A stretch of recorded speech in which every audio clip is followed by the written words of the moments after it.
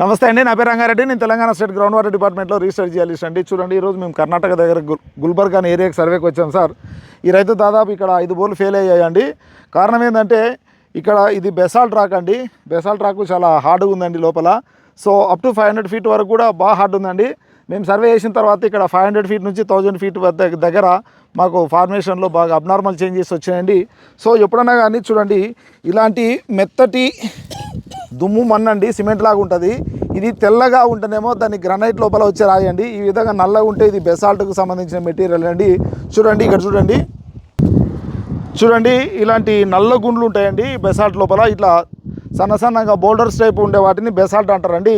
ఇలాంటి రాళ్ళు ఉన్న చోట జియాలిస్ట్ని సంప్రదించకుండా బోర్లు వేస్తే ఫెయిల్యూర్ అవకాశాలు ఉంటాయండి. చూడండి ఇక్కడ కూడా ఒక బోర్ ఫెయిల్ అయిందండి. ఇలా నల్లటి సిమెంట్ మెటీరియల్ ఉంటే కానీ బోర్లు ఫెయిల్యూర్ అవడానికి అవకాశాలు ఎక్కువ ఉంటాయండి. Thank you.